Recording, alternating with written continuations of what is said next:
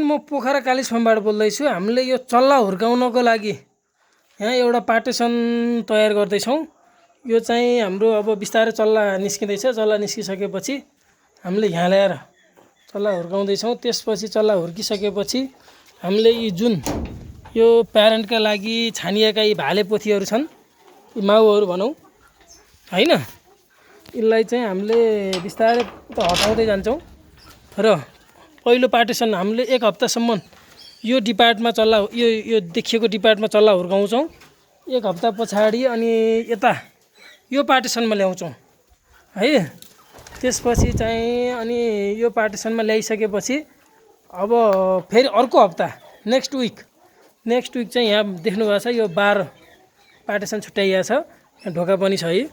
अनि नेक्स्ट विकमा चाहिँ हामीले फेरि अर्को हप्ता चाहिँ यसमा हाल्छौँ है।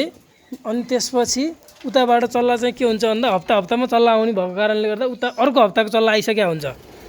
अनि त्यसपछि बिस्तारै हामीले फेरि अर्को हप्ता यो ढोकाबाट फेरि यता एक्जिट गराएर अर्को हप्तातिर यता बाहिर लगाउँछौँ है। यता बाहिर कसरी लगाउँछौँ भन्दाखेरि हाम्रो चाहिँ लगभग 3 हप्ताको चल्ला भइसकेको हुन्छ। 3 हप्ताको चल्लालाई चाहिँ आधा चाहिँ यसरी यो पार्टिसन गरेर टिन मुनि राख्छौँ यिनीहरूलाई। अनि त्यसपछि आधा भन्नाले आधा दिन के आधा समय चाहिँ अनि यस्तरी खुलामा पनि राख्छौँ, किनकि खुलामा बानी पार्नको लागि है। खुलामा बानी पार्नको लागि त्यो बेलासम्म हाम्रो यी प्यारेन्टहरू यी भाले पोथीहरू हटिसकेका हुन्छन्। अब यो के गर्नुहुन्छ होला भन्नुहुन्छ होला, हटिसकेका हुन्छन्। ल हेर्नुहोस् अब यहाँ चाहिँ अनि त्यसपछि त्यहाँबाट अनि फेरि यता बाहिरपट्टि ल्याउँछौँ, बाहिर खुला ठाउँमा। यो खुला ठाउँमा ल्याइसकेपछि अनि हामीले यहाँबाट चाहिँ बिक्री सुरु गर्छौँ। अब यो खुला ठाउँ चाहिँ यताबाट जान मिल्छ, यस्तो टाइट हुन्छ।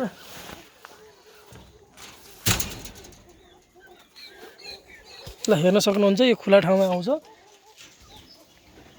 अनि त्यसपछि यहाँबाट हामीले एक्जिट गर्दै बिक्री गर्न सुरु गर्छौँ है त सर। चाहिँ खुला ठाउँ यो चाहिँ सबै चल्ला हुर्काउनको लागि अहिले चाहिँ पुरै खोर खाली छ, किनकि प्यारेन्टहरू जति सबै अन्डा पार्नको लागि यहाँभित्र गइसके है त। हस् धन्यवाद। यो चाहिँ नेपालको सबैभन्दा ठुलो फार्म भनेर चिनिन्छ। यो फार्म चाहिँ उतैसम्म छ है, धेरै लामो छ, धेरै ठुलो छ, उतै तलैसम्म छ। लगभग 8-10 रोपनी जग्गा कम्पाउन्डिङ गरिएको छ यहाँ। त्यो भएर यो धेरै ठुलो फार्म छ। यहाँ चाहिँ प्यारेन्टहरू 1000 जति छन्। हस् धन्यवाद। चल्ला हुर्काउने ठाउँ कसरी हो भनेर कुनै साथीहरूले किसान साथीहरूले चाहिँ आइडियाहरू सिकाइदिनुहोस् भन्नुभयो भने यो तरिका अपनाउनु भयो भने सजिलो हुन्छ।